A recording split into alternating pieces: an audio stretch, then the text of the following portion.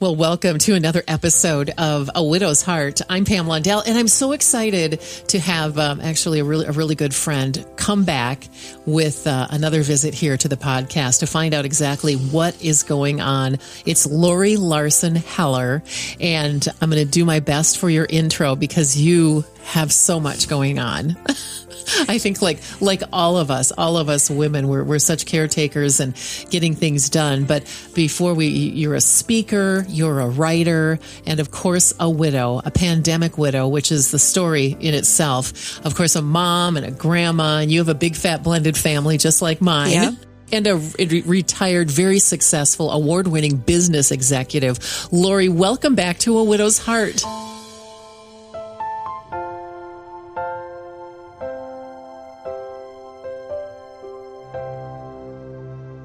Oh my gosh, thanks for having me again. Yes, and now we are going to add author. It says you're a writer too, but since we've last spoke, can you believe that your episode was episode number 6? Really? I was wondering. I tried to remember back to that. It was a couple years ago, I think it was, that you were here sharing your story of losing your husband during the pandemic. Mm-hmm. And for our listeners, just go back. You can listen to episode number 6 just to get really the feel and the story that Lori had shared with us at the early part of becoming a widow. But so much has changed in ways that you had no idea that God would do. For sure. Yeah. For sure. So I know how many listeners you have and how many people you've helped with this podcast. Yeah. So. And in the last fall here of 2025, there have been 100,000 downloads of the podcast. Wow. And like I was saying, it's not me. You know, it's such a God thing. He brings me beautiful women like you two that share your stories. And if you would just briefly spend just a couple minutes, I hate to say recapping, but, losing your husband for those who are just hearing about you for the first time. Okay, we'll make that quick. But yeah, I was on with you the first time because I had lost my husband in May of 2020. So right after the pandemic started, that was in March that year. So it was a terrible time to lose someone, and I had lost him to ALS. So for those listening who don't know what that is, it's a progressive neuromuscular disease that literally takes away one muscle at a time to the point where you can't walk, you can't eat, you can't speak, you can't breathe, and it's 100% fatal. So needless to say, it completely changed my life. Jim, my husband, was diagnosed with that in September of 2018. And again, so he died May 16th of 2020. So we had him for just over a year and a half. So such a short journey. Yeah. And the disease takes everyone. I mean, it is 100% fatal and still no cure today, even though I'm working hard, but it's just a matter of time. So 18 months is pretty quick. They say the average is 2 to 5 years, but tough time to lose him, right? And smack dab in the pandemic when we couldn't have a funeral. I remember we ended up sneaking one in about 3.5 months after he passed, but yeah. That's incredible. And since then, you and I are friends, and we try to see each other as often as we can, but you are so busy. And one of the things that you're involved with is ALS legislation. Can you spend a little time talking about that? Yeah. I hate to say but it's the truth. There's not as much going on with legislation right at the moment. I can't remember when we were last on if we had passed this or not, but one of the big efforts, though, was called Act for ALS. And it turned out to be hugely successful. And I don't think, if my memory is correct, that we had passed that yet when I was last on here. And it did get passed. Not only did it get passed, but it got passed with the second highest number of co-authors of the bill in like the history of Congress. So we were able to get, I think it was 55 or 60 senators out of 100 and like 365 out of 425 of the representatives to co-author that bill. So, and that bill, what it did was have the government agree that they would give $500 million a year, or I'm sorry, $100 million a year, but for 5 years. That's still a lot of money. Yeah. $100 million a year for 5 years to help with ALS research and with things like, they're called EAPs, but it's a way for patients to get medicine who don't qualify for clinical trials. So it was a huge, huge win. What I learned about the legislature, though, Pam, is that they can pass a bill and agree, but then you have to fight every year for appropriations. So that's kind of what we spend our time doing now, is going back every year and saying, please put this in your budget. Please put this in your budget. So just because the bill passed doesn't mean the money's always there. But so far, we've had a couple years of the $100 million, and it's helping. We are definitely making progress, but we don't have a cure yet. That's right. Sharing your story, like I said, episode 6, I'm talking to Lori Larson Heller, who lost her husband during the pandemic to ALS, which is just an insidiously, as you said, disease. And did you even see yourself at 2020? All of a sudden, you banded together with an amazing group of widows too, whose husbands had also died from ALS, and you're in Washington, and you're an advocate for research on this. Yeah. Isn't that crazy how life changes? It's crazy because 35 plus years of my career was commercial real estate here in Minneapolis, well, and across the country, but always based here. And to be now just fighting along advocates, I don't make a dime. I spend a lot of money going to these things and I don't make a dime, but it's this disease or losing someone like that changes everything about you. And I no longer had a bone in my body that cared if I made money. I mean, again, I have to support myself and I find ways to do that, but it changed me completely. And the thing I hated the most became my purpose. I didn't hate anything in the world worse than ALS at that moment, but now it's my purpose. That's your purpose. Even if it's helping another woman who's going through this, losing her husband or vice versa, or losing a child, God forbid, that's what I do. And so when I say there's not a lot legislatively right now, I spend more time now, meeting families in Minneapolis. I just met another one in St. Paul yesterday, and I spend time helping them through the process. And I spend a lot of time raising money. One of the things that when you and I met, I think I had just started the Jim Heller Fund, Memorial Fund. And really I started it because all I wanted to do was get the donations that people were willing to give at the time of Jim's death. You know, people would say, what do you want a memorial to go to? And I wanted to have something for that. So I started this thinking I'll get 20, 25 grand. I'm over $1.3 million. Right now. And in addition to that, I joined together with 2 other ALS families in town, the Garrity's and the Giovanellis, who were both also battling this disease. And in April of 2023, we held a first ever gala in Minneapolis. We made over $800,000 for research in one night between the 3 families. So I'm committed. I say I won't stop until there's a cure. And it's because, one, it helps with the memory of Jim and like I didn't lose him for nothing. Right. But it's also every person I meet with this disease, I want to save them. And I can't. I lose friends.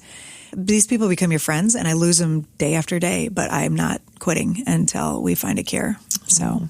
Lori, my goodness, touching so many families and so many hearts in literally a ministry that you had no idea that God had in line God for you. Knew it. Yeah, absolutely. Yeah. Well, also, my friend Lori Larson Heller comes up and goes, "Hey, let's get together with some other girlfriends." And by the way, I wrote a book. Now, I love your story behind this. It's called "Buckle Up," because grief doesn't come with GPS or decent rest stops. Excellent title. And, you are just so bubbly, despite your loss. You just have kept that incredible, bright personality, and that comes through in your writing. But what caused you to decide to I got to put this down on paper? Yeah. So there were a few things, but I will tell you the main thing is that I just happened to, I listened to Brene Brown and others on podcasts, but Brene Brown, I was reading something she had written and she had a quote that said and speaking of quote, don't quote me on this, but it was like, someday you will tell your story of what you went through and it will be someone else's survival guide. And it jumped off the paper. It was like, is she talking to me? And I didn't feel that way after I just lost Jim, but we'll probably talk about this, but I went through a few more losses in a short period of time. And after all of them, that's when I read the quote and that's when it sort of hit me. And then I thought back and thought to myself, you know what? The 2 things that got me through any of these losses were my faith and someone else's story. So when I would see a woman who had lost her husband and she's a couple years out and she's laughing and she's smiling and she's just surviving and standing. I'm like, oh my God. Cause when you first go through it, as you know, also a widow, you don't always think you can get there. Right. And so I remember always thinking, I'll get there. And then one day I thought, where's there anyway? Like so good. Yeah. I just need to be here. I'm in this moment. I need to be present, and I need to help whoever I can. And literally other women's stories is a big part of what got me through. So I thought, what the heck? I'm going to write this. This isn't about money. I'm not making a lot of, I put this on Amazon. I make, it's nothing. self-published, correct? Yeah. So I just wrote it, figured out how to format it, I mean, wow.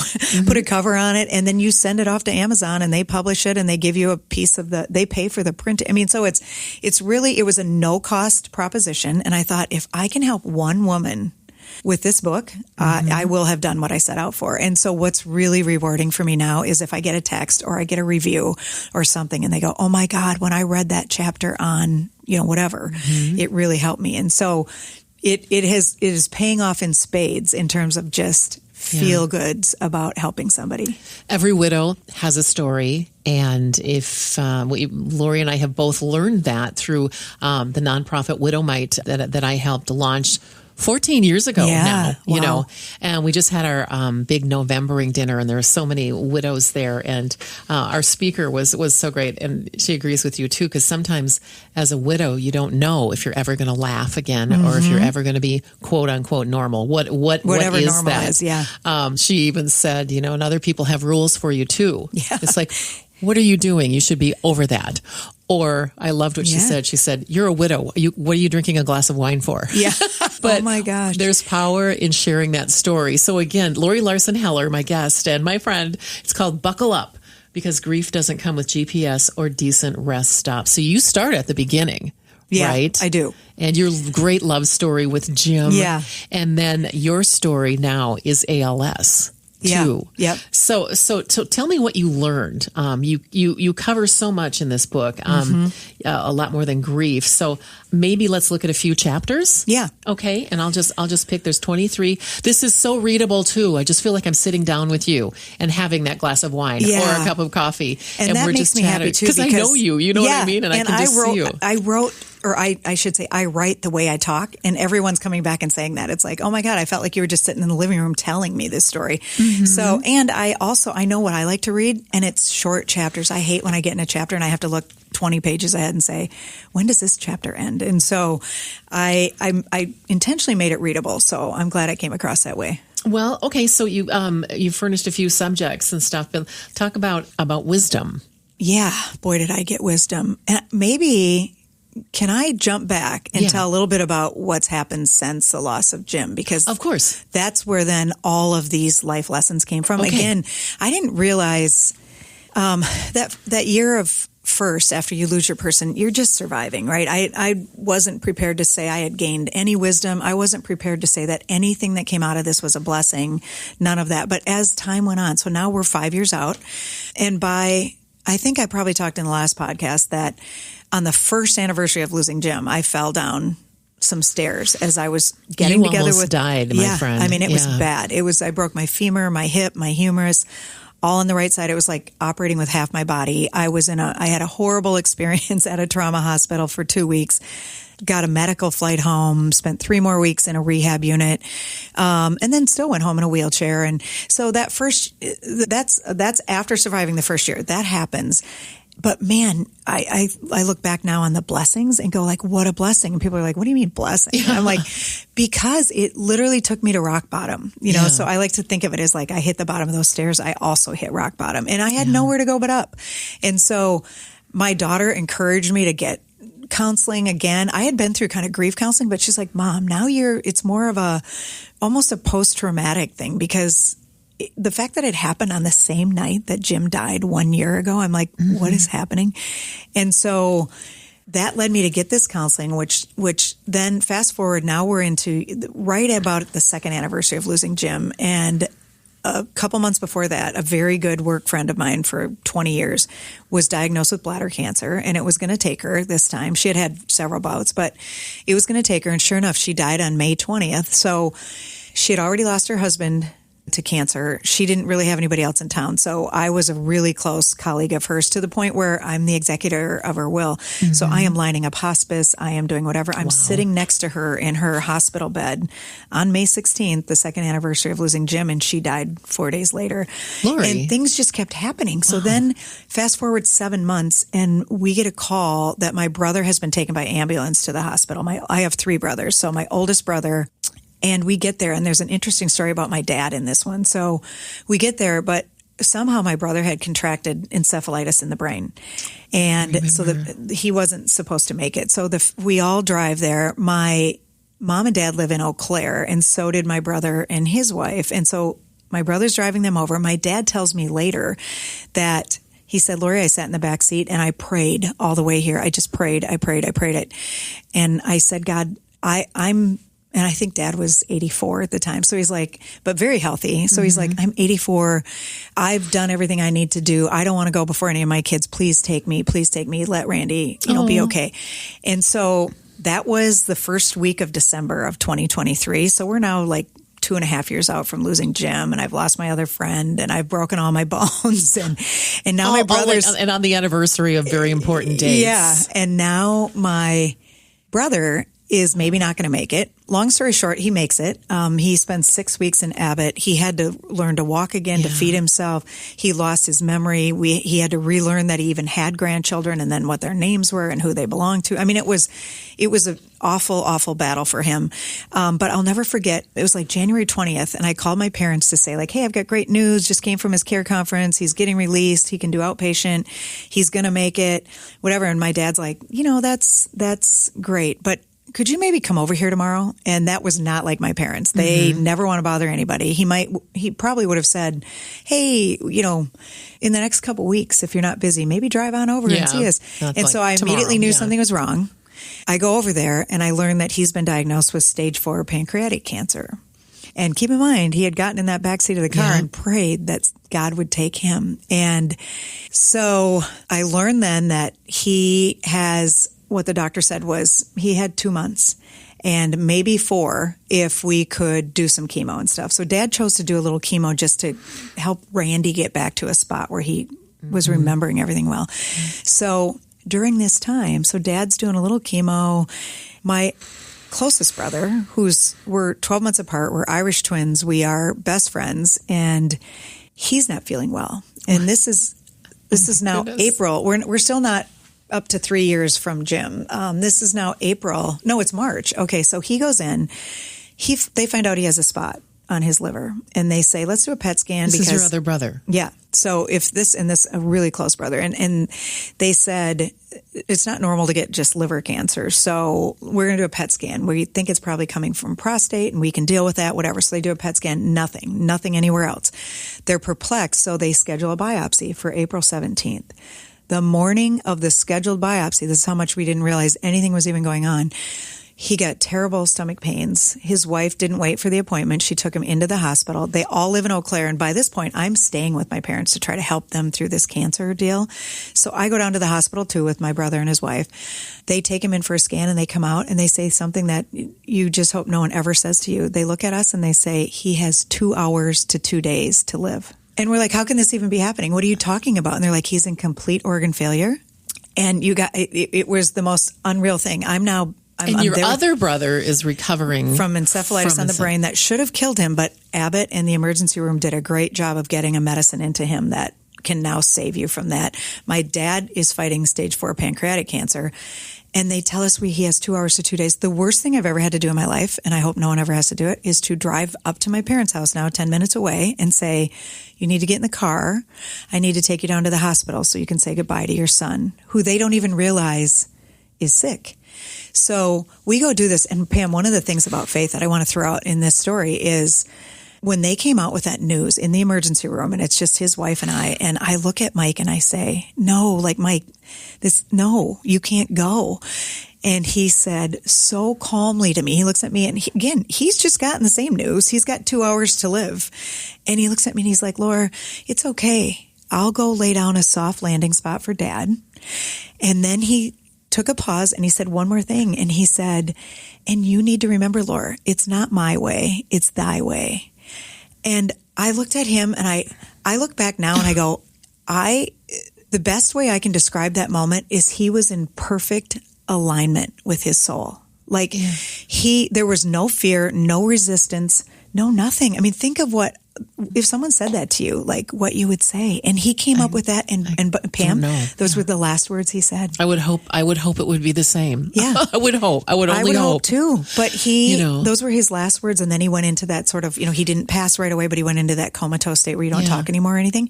So by the time my parents got there, they said goodbye, but he couldn't. Their son died. And then he passed 24 hours later in that bed. And then, so now we're at April 18th of 2023. In less than 2 weeks, my dad passes away from his stage 4 pancreatic cancer. So my dad, I'll never forget, he died on May 4th, and it was that afternoon, and I'm watching them take my dad's body from the house and my mother fall apart.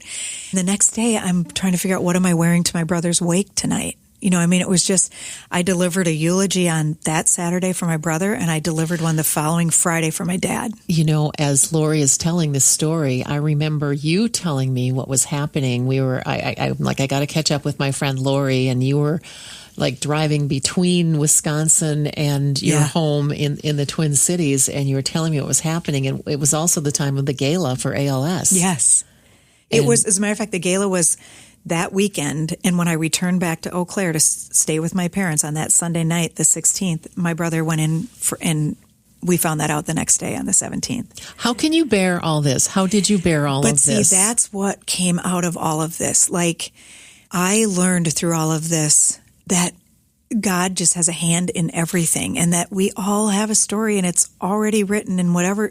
That's just how I believe. Maybe, maybe not everyone looks at it this way, but God never, one of the things hit me as I remembered the footprints prayer. That was that was a big thing to me when I was a kid, and I hadn't thought about it for years, but all of a sudden it popped in my head, and it was like, but when I was in my worst times, I only saw one set of footprints. Where were you then? And God said, that's when I carried you. And I knew at that moment that there was no way I would get through all of this unless I let him carry me. And I turned to him, and there's a acceptance point of just two big things. One is that faith, and the other is the acceptance that there is no life without death.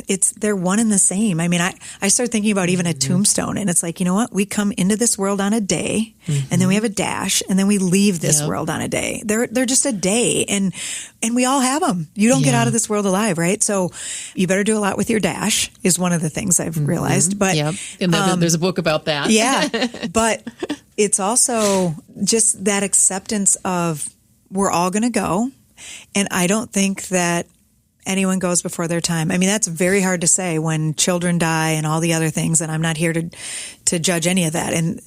But I can look back now and see the blessings, the wisdom, the purpose. I just see it all. And but I don't know how anyone gets through life like this without faith. Absolutely. And, something that we do here at KTIS, the radio station that I've been at for like the last 20 years, a Christian radio station, often, we'll share that, and if you want to learn more about, Jesus and the saving grace, you can text follow to 41224 and just start that eternal conversation, because it makes the ultimate eternal difference in your life. Yeah. It really does. Yeah. And by the way, I hate to admit this, but I'm going to admit it sitting here with you because it's got a good ending. But that is that life was so busy for me before. It was a treadmill. Like, I didn't realize it, but it was same thing every day. Just different day and busy and like go to work and come home and deal with the kids and just same.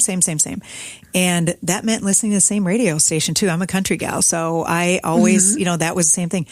There was something about, it was right after Jim died, and I thought to myself, music was a trigger for me. And I'm like, I can't listen to this. And I was surfing around. I found your radio station. It's the only one on my car right now. Yeah. I listen to it constantly. Well, I have to say, I'm talking with my friend Lori Larson Heller, who has written a book called Buckle Up. You really want to check it out on Amazon, okay? Lori Larson, Heller, and that's her beloved late husband, Jim's name, Heller. You'll find that on Amazon to read the entire book, but it's just as emotional and beautiful as the conversation that you're hearing right now with Lori, and I hope that you do pick it up. But I was just, what happened with your other brother? With the encephalitis? Yeah. So he recovered, thank goodness. It took, again, that was in January of 23 when he got out of the hospital. Lots more therapy. Mm-hmm. I think, they never really figured out the cause of it. Yeah. But I think it starts with a virus that we all carry that lives right around the nose and lip. Yeah. And it would normally be the thing that would come down and give you a cold sore or whatever. For him, it went up into his brain. Mm-hmm. And again, it used to be, I think the death rate was like 80%. Now there's a drug that if it gets administered quickly enough into the spinal fluid, it can kind of go the other way, like 80% chance of survival, Incredible. 20%. So he struggles with things today, but he's okay and he's here. But then in the meantime, we lost my other brother. And then shortly after, I think it was so traumatic for my mom to lose her husband and her son like that. Yeah. She started a slippery slope of Alzheimer's. Yeah. And so at this moment, and by the way, it's what caused me to start writing the book too. I kind of told you my why, which was this trying to help someone by telling your story because it helped me. But the when was, I just started it this past December and it was written by March. I didn't actually go to Amazon until May, I guess, but I would come home from these days of trying to figure out what was going on with her and getting the official diagnosis. And then your caretaker for Mom. Yeah, and then eventually getting her in a home and all that. And I would come home exhausted, and not physically, but mentally and emotionally, and didn't want to do anything. And I just thought, I'm going to start writing. And I just started writing my thoughts down, and it all came together. So I know it was meant to be. Mm-hmm. And I know that was part of my purpose. Like, you're going to go through this, and then you're going to help somebody else. And so it's full circle for me. And as you mentioned how important your faith was, and I kind of went down a rabbit trail when I diverted to asking about your brother, because I really wanted to know. Yeah. But you were talking about, listening to KTIS and Christian music. And when I first met you, you told me the story of this one song that was so important to you. And it happened even again today. Yes. Before you showed up for our chat today at the studios. Yeah. So the song that was our focal point at Jim's funeral was I Can Only Imagine, which I love that song. And it's been an really important song to me ever since. And there's so many stories with that song. I just can't even get over it. And so the big one, and I'll tell it because I don't know if I told it on the last podcast. I may have. But so quickly, if you're listening. Your vacation. Yes. So we went to, what's that park called? The amusement park. Oh my gosh. It's in Florida. But it's a park. Not Disney. Oh my God, no, but I can't think of it now. Oh my gosh, I can't believe this. But it's where you would take kids for rides and all of that. And twice while we were in that amusement park, as we walked in and as we walked out, that song came on over the loudspeaker, which was so crazy because who plays a song that's kind of a funeral song in an amusement park? But it happened. And then the 2 times now that I've come here to see you, Pam, I walked in and it was playing in your lobby the last time I came. And this time it was playing on my car. It played on my car right as I was pulling in. So I'm like, okay. You said that. Thanks for the signs. I can't even believe it. Yeah. But you asked me about wisdom and I wanted to fill you in on these other losses and the things because that's what's creating the wisdom. But I used to think just if you were smart or you were, you had knowledge that you were wise or you had wisdom. And I've learned that isn't it because actually my therapist talked me through this one time. She used a mechanic and she said, you go to trade school and be a mechanic and you take your classes and you learn all this stuff and you're knowledgeable. You're a very knowledgeable person. Mm-hmm. You don't have wisdom yet because you haven't fixed a car. Now you go fix the car, you run into problems, you problem solve, you whatever. Knowledge plus experience equals wisdom. And now what I realized I didn't have much of in life before this trail of events started was experience. Like I used to say, I'm so lucky I still have my parents. I'm so lucky, no one, yeah, sure, I lost my grandparents and whatever, but now I've had the up close experience of death. And too many, but like my husband, my brother, my dad, my sister-in-law, my brother-in-law, my good friend, this has all happened in the last 5 years. And now though, it's given me comfort to talk to other people who are scared at the end. And I go in and say, no, don't be scared. You have no idea what's waiting for you. And it feels like another purpose. Like I'm sharing what just feels like good news to people who are scared. And I'm no longer scared of dying. That's the biggest thing that's come out of this. I think that's amazing, and one thing that we don't talk a lot about. Yeah, and you do get into that in your book too. It's called "Buckle Up" by Lori with an I, Lori Larson Heller, and it's Busch Gardens where you were. Busch Gardens, that's exactly it. In Florida. Thank you. And then my question: you refer to old me and new me. Oh yeah, yeah. What are you? And that really, it's funny because people ask me if I refer to myself that way. I always say things like, well, old me would have done this. And what I mean, I guess, is people will say, so was old me before you lost Jim and new me has since? And it's like, no, you know when it happened on that fall down those stairs. Because again, it was my turning point. That was the lowest point. I just couldn't believe that the universe was out to get me like this. Like, you're going to lose your husband. You're going to break all your bones. And when I started to come out of that, that's the old me, new me. I look at everything differently now. And one really easy examples, Pam, are things like I was so busy with life and so unaware that like birds, I didn't look at birds, but now I walk out of my house, there's a bird on a fence, and not only do I notice them, but I talk to them. I'm like, oh, hey, birds. And then I went out and bought a bird feeder, and it's like, who are you? You're just mother? An old lady. Yeah, I know. It's like, what the heck? I am just kidding because I have a bird book by my window and I absolutely love it. I had to. but old me would be things like this. I would say old me would have said, gosh, this was a second marriage for Jim and I. And so we had 15 years together before the diagnosis, 17, almost by the time he died.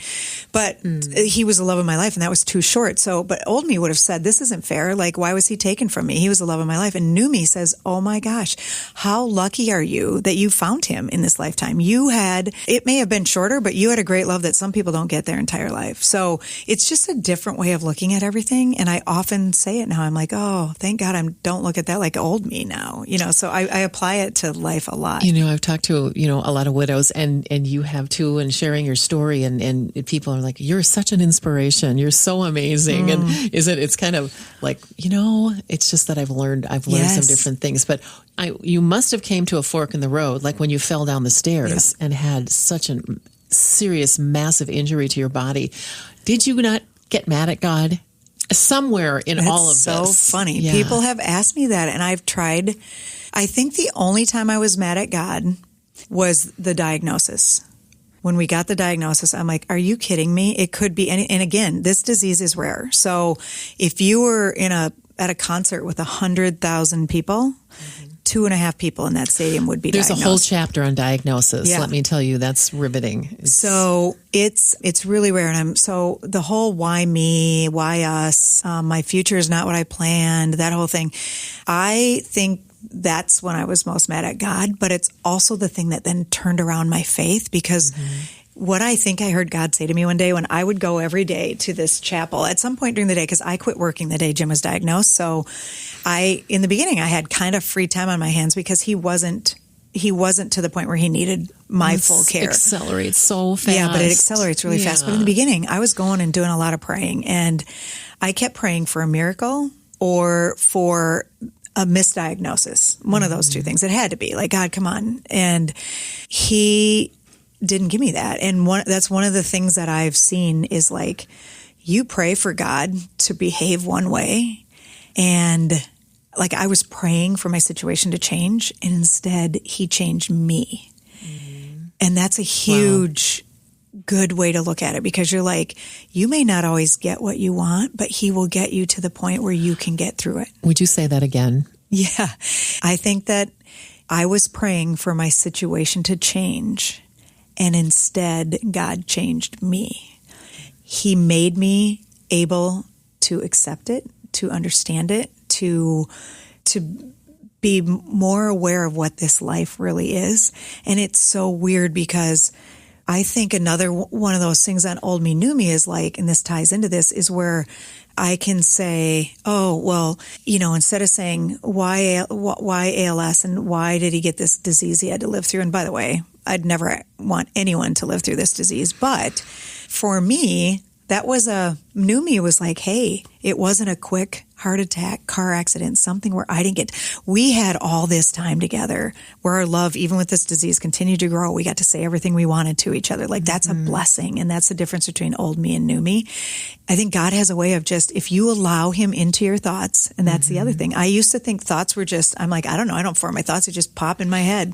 And it's like, nope. Allow God to be a focal point in your thoughts, and he'll help you through this every step of the way. Amen. Yeah. I just, while you were talking, I was just thinking of 2 Corinthians in chapter 1, and it's kind of that awkward, who comforts us in our tribulation so we can comfort those who comfort us, and he comforts us. But and it's a beautiful verse. Yep. And I just wanted to share from the message. It's incredible. It says, all to the God and Father of our Master, Jesus, the Messiah, Father of all mercy. He comes alongside us when we go through hard times, and before you know it, he brings us alongside someone else who's going through hard times so that we can be there for that person, just as God was there for us. Wow. We have plenty of hard times that come from following Jesus, but no more so than the good times of his healing comfort. We get a full measure of that too. Yeah. Wow. Isn't that a great translation? Is really good. Yeah. I've not seen that before, but that is so good. And so is the fact that you just read that. Audience, Pam read that without glasses on. I could never do that. I read it without glasses on, and my eye doctor keeps saying, you've got almost 20/20 vision. He said, but that could be a sign of cataracts too. Oh. So enjoy it while it lasts. Yeah, exactly. But Lori, I can't believe it. We're almost out of time, and I knew as soon as we just sat down that this conversation would, go in the way that God really, really wants it to go. And I just kind of want to close with what words of comfort, advice do you have specifically for someone who all of a sudden their loved one has an ALS diagnosis? And I know that women get it, and you have been alongside women who have had ALS, but the majority is men, isn't it? Yeah, well, yeah. You know what I'm learning is that there are statistics around ALS, and they will say 60-40, 60 men, 40 women. But they also, it's still, if you look it up, it'll tell you it's a middle-aged man's disease, like more men and in their 50s and 60s. I cannot tell you the number of beautiful young women. They've formed a group that's called Her ALS Story. These are all women who have been diagnosed under the age of 35. And it is ravaging them. Goodness. And it's horrible to watch. And I'm learning that statistics were there because we didn't have a lot. There wasn't a lot of reporting going on. This is not a mandatory reported disease, which I also think is crazy that the government doesn't consider this a mandatory reporting. So, and, specifically for ALS, I would say there is hope because the changes I've seen in the 5 years that I've been involved are incredible, but science is slow. I mean, I hate saying that because if someone were listening with that diagnosis, that's not good news. But unfortunately, science is slow and it takes a lot of money. But a lot of changes being made. The first year the government gave any money to this disease was in 2016. And this disease has been around since 1860, the first time. And Lou Gehrig had it in 1938. Lou Gehrig's disease, right. So if you look at it that way and say the first time we got government funding is 2016, and again, they passed that legislation. We've got a lot of people on board now with it. You're starting to see, and I hate this too, but you're starting to see celebrities now. So Eric Dane came out with it, and he's, Dr. McSteamy. From Grey's Anatomy. Right. Yeah. And his daughter helped him. They were swimming, right? And he realized he couldn't swim, and she pulled him out, and he just was not able to control his limbs and stuff. And it's sad that I have to say this, but I think because it's considered a rare disease and hits fewer people, that when a celebrity does get hit by it, using their platform to get awareness out there and knowledge and need for funding is huge. So another one who's doing a fabulous job is John Driscoll Hopkins, who's one of the founding members of the Zac Brown Band. He and his wife are now good friends, and they are fighting the cause every day. He's still playing with the band. He's amazing. He was diagnosed almost 4 years ago in December of 2021. He's amazing. They've started their own foundation called Hop on a Cure, and this is why we're going to get there, because people are finally talking about it. It's a terrible disease, so no one wants to talk about it. But John is using his platform with the Zac Brown Band and on his own, and it's through people staying in the fight and through celebrities like that being willing to share their stories, that we're making progress and we will get there. I was on my elliptical at Planet Fitness. Must have been earlier this spring, and they're, the big TV screens that they have. Yeah. Something just got my attention, and it was about basketball or something. And I'm like, I'm not a sports person. Yeah. So I just turned my volume up to that. And it was the story of Pat Behan. Yeah. And he is a young basketball coach who was hired to continue to coach. Is it a college team? Yes. Despite from his bed. Yes. From his bed. He couldn't speak. Yep. I was bawling. I was cheering him on. Mm-hmm. It was so incredible, that story. Yeah.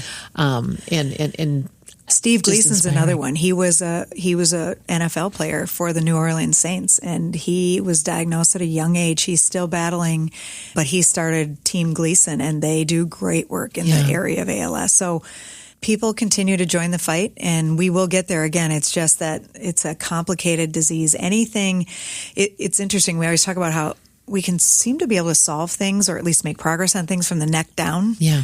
But things going on in our brain are very complicated. It's the same with Alzheimer's, as I watch my mother, have no real treatments for that. So, but there is hope. There's always hope, right? Yeah, there's always hope. And it's also why I always say keep your fork, because the best is yet to come. Yes. So, and I have to tell you, Lori Larson Heller, you want to go to episode 6 and really hear the whole love story, her journey on ALS with her beloved Jim. And then, of course, Keep Your Fork is the name of another foundation, or do you still use Not really that? A foundation. I just use it as kind of my tagline. And explain that quickly. Yeah. Just quickly. It's literally meant to be like, if you remember when you were a kid, and generally mom, maybe dad, but would come to clear the plates and say, keep your fork, because they were going to be bringing dessert yet. And so this whole keep your fork thing is just an indication of like, keep your fork, because the best is yet to come. And so I always say I want to be buried with a fork in my coffin, but I love it. If I'm cremated, I'm not sure where the fork is going, but I'll figure it out. We'll figure it out. Lori, you're amazing. And so tell us where the listeners can contact you if they want to, or your websites, and maybe a couple ALS organizations that you would recommend for more resources. Yeah. So as far as contacting me, probably the easiest way is my website, which is simply www.lorilarsonheller.com. So you can reach out that way. The book is on Amazon, as Pam said. It's called Buckle Up. And ALS organizations, there's so many people doing good work out there. But, Team Gleason is a great one. They do things that help. It's not as much a research organization as it is helping with needed equipment and things like that. Yeah. ALS TDI is deep into, and it's where a lot of our funding has gone. They're deep into the research, and they're a nonprofit lab looking for cures.